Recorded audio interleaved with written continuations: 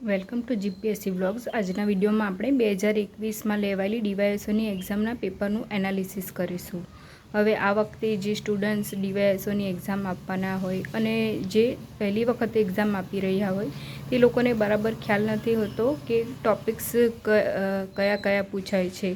આપણી પાસે સિલેબસ તો હોય છે પણ બધાને બરાબર ખ્યાલ નથી આવતો કે કેવા ટૉપિક્સ હોય છે અને ક્વેશ્ચન કેવી રીતે પૂછાય છે। તો આપ એ માટે પાછળના વર્ષના ક્વેશ્ચન પેપરનું એનાલિસિસ કરશો તો આપને બરાબર ખ્યાલ આવશે કે એક્ઝામમાં સવાલ કેવા પૂછાય છે અને કયા ટૉપિક્સ પર ફોકસ કરવાનો છે।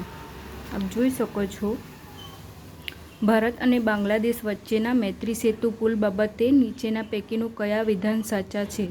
તો આપ આ પ્રમાણે એક નોટપેડ લઈ શકો છો અને ટૉપિક્સ કરંટમાં કયા કયા આવે છે તે આપ એનું એનાલિસિસ કરી શકો છો। હવે ભારત અને બાંગ્લાદેશ, તો ભારતના આજુબાજુના દેશ જેવા કે શ્રીલંકા, બાંગ્લાદેશ અને તેની સાથેના સંબંધો અને તે માટે વચ્ચે ઇન્ફ્રાસ્ટ્રક્ચર માટે કયા કયા નિર્ણયો લેવાયા છે તેના પર કરંટ અફેર્સ આવે છે, તો આપ તેના પર વધારે ધ્યાન આપવું જોઈએ। 2021ના ડીવાયએસઓની એક્ઝામના પેપરનું એનાલિસિસ મેં પહેલેથી તૈયાર કરી મૂક્યું છે, તો હું આપણને કયા કયા ટૉપિક્સ પૂછાય છે તે વિશે આપણને બતાવીશ। હવે પહેલો સબ્જેક્ટ આપણે હિસ્ટ્રી લઈએ તો હિસ્ટ્રીમાં વેલેસ્લીની સહાયકારી યોજના, બરાકપુર બળવો, ધારો 1833ના ધારો, 1857ના વિદ્રોહમાં કુંવરસિંહ વિશે, વર્નાક્યુલર પ્રેસ એક્ટ, લિટન વિશે અને લિટન અને લોર્ડ રિપન વિશે પણ ઘણા સવાલ પૂછાય છે। તો ત્યારબાદ વિક્ટોરિયાના દરબાર વિશે, દિલ્હી 1857ના બળવા બાદ રાણી વિક્ટોરિયા દ્વારા દિલ્હી દરબાર કરવામાં આવ્યો હતો, તેમાં લેવાયેલા નિર્ણયો વિશે ક્વેશ્ચન પૂછાય છે।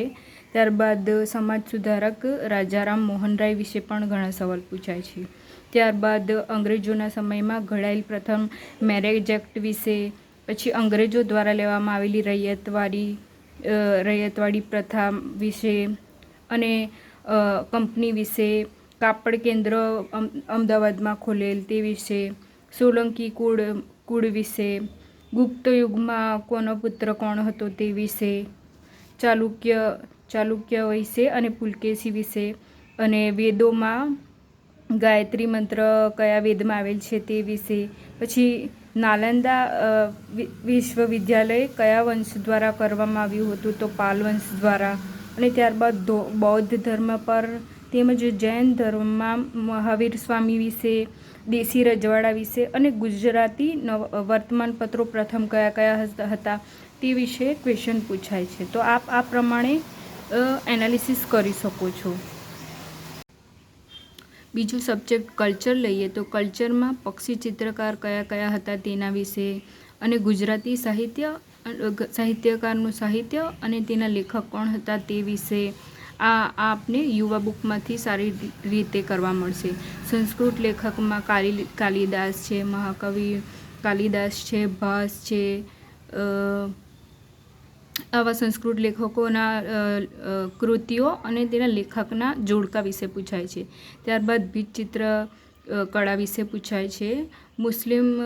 મુસ્લિમ કાળ સમયમાં મુઘલોના સિક્કા વિશે પૂછાય છે। પંથમાં ધર્મમાં ઇસ્લામના પંથ વિશે પૂછાયો હતો એક સવાલ, અને અખા જે કવિ છે તેની પંક્તિ આપેલી હોય છે અને તેમાંથી ઓળખવાનું હતું કે આ પંક્તિ કોના દ્વારા લખાય છે, તો તે અખાની હતી। તો અને પછી ત્યારબાદ વાવ છે, કઈ કઈ વાવો છે ગુજરાતમાં તેના વિશે ઘણું પૂછાય છે। પછી જૈન મંદિરો જે આવેલા છે ગુજરાતમાં તેના વિશે પૂછાય છે। નૃત્યોમાં અલગ અલગ પ્રકારના નૃત્યો વિશે પૂછાયું હતું। 2021માં ડાંગી નૃત્યનો ક્વેશ્ચન હતો। પછી જે કલાકાર હતા તે કોણ હતા, તો તે મંજીરા વાદક હતા, તો મંજીરા વાદન વિશે પૂછાયું હતું। મેળાઓ જે ગુજરાતમાં અલગ અલગ પ્રકારના મેળા ભરાય છે તેના વિશે ક્વેશ્ચન એક આવે જ છે। મેળા વિશે તો એક ક્વેશ્ચન દર વખતે આવે જ છે। ત્યારબાદ હસુતાબેન સેદાણીની બુક છે સંસ્કૃતિની યુનિવર્સિટી ગ્રંથ નિર્માણી, તો તેમાં ભરવાડ વિશે પૂછાયું હતું. ત્યારબાદ હેમચંદ્રાચાર્યના બિરુદ વિશે અને મંદિરોની અલગ અલગ પ્રકારની શૈલી છે તેના વિશે, દ્રવિડ શૈલી વિશે, તેમજ અલગ અલગ પ્રકારની બધી શૈલીઓ છે, ચાલુક્ય શૈલી છે તેના વિશે પૂછાયું હતું. ત્યારબાદ દયારામની એક કવિની એક પંક્તિ આપી. આ પણ આપ યુવાની બુક છે તેમાંથી કરી શકો છો. અને ચિત્રશૈલીમાં પહાડી અને રાજસ્થાની ચિત્રશૈલી વિશે પૂછાયું હતું. ત્યારબાદ ત્રીજો ટોપિક લઈએ આપણે ભૂગોળનો. ભૂગોળમાં ગ્રહોની ગતિ અને પરિભ્રમણ વિશે, 2 ગ્રહો હતા શુક્ર અને શનિ, તે કઈ દિશામાં તેનું પરિભ્રમણ થાય છે, પશ્ચિમ દિશા તરફથી, તો તે ક્વેશ્ચન હતો. ત્યારબાદ સ્ફોટક તારાના સિદ્ધાંત વિશે હતો. ભૂકંપના મોજા PLS 3 પ્રકારના મોજા હોય છે તે ટોપિક પર ક્વેશ્ચન હતો. ભૂગર્ભમાં સાયમા સ્તર વિશે ક્વેશ્ચન હતો. ખડકો વિશે, પર્વતો વિશે, વાતાવરણ, સૂર્યાઘાત અને ચક્રવાત, આ બધા ક્વેશ્ચન GCRTમાંથી પૂછાયા હતા. ત્યારબાદ વરસાદનું વિતરણ વિશે ક્વેશ્ચન હતો. પરવાળા વિશે, તો પરવાળા જે હોય છે તે પાણીમાં ટેમ્પરેચર કેટલા ટેમ્પરેચર સુધી તે રહી શકે છે તે, અને તેના બંધારણ વિશે, મતલબ પરવાળા વિશે પર દર વર્ષે એકાદ ક્વેશ્ચન તો આવી જ જાય છે. તો આ ટોપિક આપ બરાબર તૈયાર કરો તો આપને માર્ક્સનો ફાયદો થશે. ત્યારબાદ માળવાના ઉચ્ચ પ્રદેશ વિશે, ટેકરીઓમાં રાજપીપળા, સાતપુડા અને મહાદેવની પર્વત શ્રેણીઓનો ક્રમ પૂછાયો હતો. તો આ ટોપિક્સ પણ આપણને મોટેભાગે GCRTમાંથી મળી જશે 11-12ની. ત્યારબાદ ચિલ્કા સરોવર વિશે ક્વેશ્ચન પૂછાયો હતો. અને ચંદ્રભાગા નદીને ચિનાબ નદી વિશે ક્વેશ્ચન પૂછાયો હતો. અને આ સરોવર કયા રાજ્યમાં કયું સરોવર આવેલું છે તે ક્વેશ્ચન વિશે આ મેં ટેલિગ્રામ ચેનલમાં ક્વેશ્ચન મૂક્યો છે, ત્યાંથી પૂછાયો હતો તે આપ જોઈ શકો છો. આ બેઠા 1 માર્ક્સ લેવાના છે, તો આપ આ બરાબર તૈયાર કરશો તો આપણને ઘણો ફાયદો થશે. ત્યારબાદ જમીનના પ્રકાર વિશે ક્વેશ્ચન પૂછાયો હતો. આ પણ GCRTમાં ટોપિક અવેલેબલ છે. આપ બધી પ્રકારની જમીનના વિશે ડીપમાં સ્ટડી કરશો તો આપને બરાબર ખ્યાલ આવશે અને આપ આન્સર આપી શકો છો. આ પણ GCRTમાં આપેલ છે. પાક વિશે પણ GCRTમાં આપેલ છે. ધોરણ 10, 11, 12ની ભૂગોળની બુકમાં ક્વેશ્ચન માંથી આપ કરશો તો આપણને બધા ક્વેશ્ચનના આન્સર મળી જશે. આપ સ્ટડી કરશો બુક્સ તો. ત્યારબાદ ધાતુની ખનિજ વિશે પૂછાય છે. કઈ ધાતુની ખનિજ હોય છે તે આ ક્વેશ્ચન પણ GCRTમાં અવેલેબલ છે. ત્યારબાદ ગુજરાતમાં કયા જિલ્લામાં કઈ ખનિજોના ભંડાર આવેલા છે તેના પર ક્વેશ્ચન પૂછાય છે. આ જોડકામાં પણ પૂછાય છે આ ક્વેશ્ચન. તો આ ટોપિક્સ આપ બરાબર તૈયાર કરશો તો આપણને બેઠા 1 માર્ક્સ મળશે. ત્યારબાદ રોકડિયા પાક અને વાવેતર વિશે આ પણ ધોરણ 10ની અને 11ની બુકમાં પાક વિશે આપેલ છે GCRTની ભૂગોળની બુક વિશે. ત્યારબાદ વસ્તી વિશે 2-3 સવાલ તો આવે જ છે. તો આ આપ યુનિવર્સિટી ગ્રંથ નિર્માણની ભૂગોળની બુકમાં અવેલેબલ છે આ ટોપિક. તો એ પણ આપ બરાબર તૈયાર કરી શકો છો. 2011ની વસ્તીમાં જાતિ પ્રમાણ, સાક્ષરતા અને વસ્તી ગીચતા વિશે ક્વેશ્ચન પૂછાયેલ છે. તો આ ટોપિક આપ કોઈપણ પબ્લિકેશનની બુકમાંથી અથવા તો યુનિવર્સિટી ગ્રંથ નિર્માણમાંથી આપ વસ્તી વિશેનો ટોપિક તૈયાર કરી શકો છો. ત્યારબાદ આપણે ચોથો ટોપિક ઇકોનોમીનો લઈશું. હવે ઘણા સ્ટુડન્ટને ખ્યાલ નથી રહેતો કે ઇકોનોમિક્સમાં કયા પ્રકારના ક્વેશ્ચન પૂછાય છે. તો આપ આ પ્રમાણે એનાલિસિસ કરીને ટોપિક્સ અલગ કરી શકો છો અને તેના પર તૈયારી કરી શકો છો. ઇકોનોમીમાં બજેટ અને આર્થિક સર્વેક્ષણ અને કરંટ અફેર્સ પર વધારે ફોકસ કરવું જોઈએ. અને ત્યારબાદ આ જે ટોપિક્સ આગલા પેપરમાં પૂછાયા છે તેના પર આપ ધ્યાન આપશો તો આપને ઇકોનોમીમાં ફાયદો થશે. પહેલો ટોપિક છે સ્વતંત્રતા પૂર્વે અર્થતંત્ર વિશે ક્વેશ્ચન પૂછાયો હતો એક. ત્યારબાદ પંચવર્ષીય યોજનામાં જે મોડેલ હોય છે, ધારો કે હેરોડમર મોડેલ, એ વિશે એ કઈ પંચવર્ષીય યોજનામાં હતું, તો એ પ્રમાણે આ ક્વેશ્ચન પૂછાય છે. ઘણી વખત જોડકા પણ પૂછાઈ જાય છે પંચવર્ષીય યોજનામાં. ત્યારબાદ નીતિ આયોગ વિશે અને કરંટમાં જે નવી યોજનાઓ આવેલી હોય છે તેના પર ઘણા ક્વેશ્ચન પૂછાય છે.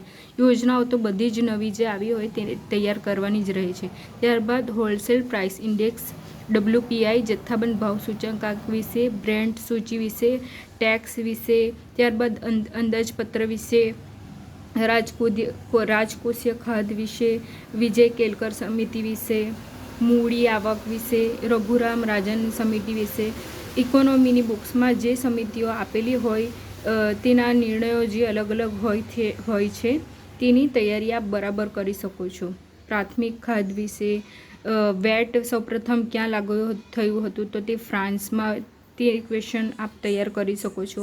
ત્યારબાદ બિન ઉત્પાદક ખર્ચ વિશે એક ક્વેશ્ચન પૂછાયો હતો. તિજોરી બિલ શું હોય છે તેના પર, IGST, GST, RBI દ્વારા લેવાયેલા નિર્ણયો અને પ્રતિબંધો, ઈરડા વિશે તેમજ સેબી વિશે પણ ઘણો ક્વેશ્ચન પૂછાય છે. અને ત્યારબાદ સહકારી બેંકના ટોપિક પર ક્વેશ્ચન પૂછાયો હતો. તો આપ આ પ્રમાણે એનાલિસિસ કરીને આ સબ્જેક્ટની તૈયારી કરી શકો છો. હવે એનો ટોપિક આપણે બંધારણ પર જોઈશું. ટોપિક્સ કયા કયા પૂછાય છે. ઘણા સ્ટુડન્ટ્સને બંધારણ ઘણું લાંબુ લાગે છે અને કોઈને ખબર નથી હોતી કે બંધારણમાં કયા ટોપિક પર વધારે ભાર આપવો. તો આ એનાલિસિસમાં આપણને ખબર પડશે કે કયા કયા ટોપિક આપણે એકદમ ભારપૂર્વક કરવાના છે. પહેલો છે મૂળભૂત અધિકાર, નાગરિકતા, રાજ્યનીતિના માર્ગદર્શક સિદ્ધાંત, કટોકટી. આ ભાગ 1 થી 5ની અંદર આવે છે. તો તે તો આપણે એકદમ પરફેક્ટ કરવાના છે બંધારણમાં, કેમ કે એમાંથી ઘણા ક્વેશ્ચન પૂછાય છે.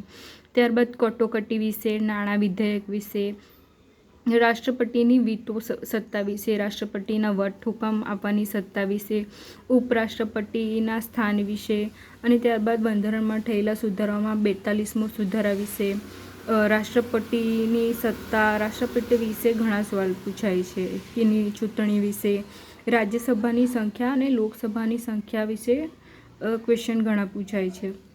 ત્યારબાદ લોકપ્રતિનિધિ નિયમના નિયમ 1951 વિશે, ત્યારબાદ વિધેયક વિશે ક્વેશ્ચન પૂછાય છે, કેવી રીતે પસાર થાય છે તે. રાજ્યસભાના ઉપાધ્યક્ષ અને તેની સત્તા વિશે ક્વેશ્ચન પૂછાય છે, તેની વોટ આપવાની સત્તા વિશે. ત્યારબાદ અંદાજપત્ર લોકસભા અને રાજ્યસભામાંથી કઈ રીતે પસાર થાય છે તેના તબક્કા વિશે. સુપ્રીમ કોર્ટના ન્યાયાધીશની ચૂંટવાની અને તેની સત્તા વિશે ક્વેશ્ચન પૂછાય છે. લોકસભાના અધ્યક્ષ, તેની સત્તા અને કાર્ય વિશે, અને લોકસભા અને રાજ્યસભામાં અનિર્ણિત વિધેયક વિશે ક્વેશ્ચન પૂછાય છે કે કયું વિધેયક પસાર થયેલું ગણાય છે અને કયું નહીં તે વિશે. ત્યારબાદ સંસદની સમિતિ હોય છે, સ્થાયી સમિતિ અને અસ્થાયી સમિતિ વિશે. તો તેના પર ક્વેશ્ચન પૂછાય છે કે તેની સંખ્યા કેટલી છે અને તેમાં કોણ આવી શકે છે તે વિશે. ત્યારબાદ મુખ્યમંત્રીની સત્તા વિશે ક્વેશ્ચન પૂછાય છે.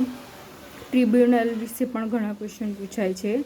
અને ત્યારબાદ ગ્રામ ન્યાયાલય અધિનિયમ વિશે પણ પૂછાય છે. 73મો સુધારો પંચાયત વિશે છે, તેના પર પણ 73મો અને 74મો સુધારો એના પર પણ ઘણા સવાલ પૂછાય છે. ત્યારબાદ કેન્દ્ર શાસિત પ્રદેશ વિશે ક્વેશ્ચન પૂછાય છે. અને માનવ અધિકાર આયોગના અધ્યક્ષની નિમણૂક કેવી રીતે થાય છે તેમજ તેના સભ્યોની સંખ્યા કેટલી હોય છે તેના પર ક્વેશ્ચન પૂછાય છે. તો આ પ્રમાણે બંધારણમાં કયા કયા ટોપિક પર વધારે ધ્યાન આપવાનું તેના પર આપણને એનાલિસિસ કરશો તો બરાબર ખબર પડશે. લાસ્ટમાં આપણે સાયન્સ અને કરંટ અફેર્સ વિશેના ટોપિક કયા કયા પૂછાય છે તેના પર ચર્ચા કરીશું. હવે સાયન્સમાં પણ મોટે ભાગે જે કરંટમાં જે ચાલતું હોય છે, ધારો કે કોઈ વેક્સિન છે, કોઈ રોગ છે, તો તે વિશે કરંટને લઈને જ પૂછાય છે. કોઈ અવકાશ મિશન આવ્યું હોય છે તો તે આ સાયન્સ પણ મોટે ભાગે કરંટમાંથી જ પૂછાય છે. કયા કયા દેશો વચ્ચે, ઇન્ડિયા સાથે તેમજ અમેરિકા વચ્ચે કઈ કવાયત થઈ તેના પર ક્વેશ્ચન પૂછાય છે, તેના નામ વિશે પૂછાય છે. કયા કયા દેશોએ ભાગ લીધો તે ક્વેશ્ચન પૂછાય છે. ત્યારબાદ નવી વેક્સિન, રસી મતલબ કે વેક્સિન કઈ આવી છે તેના પર ક્વેશ્ચન પૂછાય છે, કોના દ્વારા બનાવવામાં આવી છે તે. નવા ઈસરોના અવકાશ મિશન વિશે પૂછાય છે, તેમજ નાસા વિશે પણ પૂછાઈ જાય છે. ત્યારબાદ યોજનાઓ કરંટમાં હમણાં નવી જે આવી હોય તે કરંટમાં યોજનાઓ જે આવી હોય તે તો તૈયાર કરવાની જ રહે છે, તેમાંથી ઘણા ક્વેશ્ચન પૂછાય છે. ત્યારબાદ વર્લ્ડ બેંક દ્વારા, IMF દ્વારા બહાર પડાતા ઇન્ડેક્સ વિશે ક્વેશ્ચન પૂછાય છે. ટાઈગર રિઝર્વ વિશે પૂછાય છે, નવા બન્યા હોય તો તે, અને જૂના કયા રાજ્યમાં છે, તેમાં કયા પગલાં લેવાયા તે વિશે ક્વેશ્ચન પૂછાય છે. ત્યારબાદ અભિયાન અને મિશનો વિશે ક્વેશ્ચન પૂછાય છે. લેટેસ્ટમાં જે કોઈ અભિયાન સરકાર દ્વારા બહાર પાડવામાં આવ્યું હોય કે મિશન હોય તેના પર ક્વેશ્ચન પૂછાય છે. ત્યારબાદ ડે અને થીમ પૂછાય છે, ધારો કે યોગા દિવસ મનાવવામાં આવે છે જૂન મહિનામાં, તો તેની થીમ કઈ હતી તે પર ક્વેશ્ચન પૂછાય છે. અને વિશ્વ પરિષદ કે સંમેલનો યોજાય છે તેમના દ્વારા બહાર પાડવામાં આવેલા અહેવાલ વિશે પૂછાય છે, અથવા તો તે કયા દેશમાં યોજાયો તેના પર પણ કરંટમાં ક્વેશ્ચન આવે છે.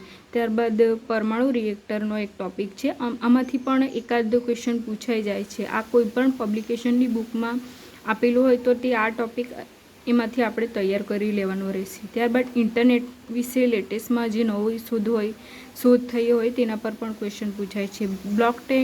બ્લોકચેન ટેકનોલોજી પણ આપ ગૂગલ પરથી તૈયાર કરી શકો છો, તે કઈ રીતે કામ કરે છે અને એના પર તો આપ આ ક્વેશ્ચનનો આન્સર બરાબર આપી શકશો. ત્યારબાદ નવા જે રોગ આવ્યા હોય, ધારો કે હમણાં ગાયોમાં લંપી રોગ આવ્યો છે, તો તેની આપ સ્ટડી કરશો તો આપ એક્ઝામમાં ક્વેશ્ચન અગર આવી જાય તો આપ એનો આન્સર સારી રીતે આપી શકો છો.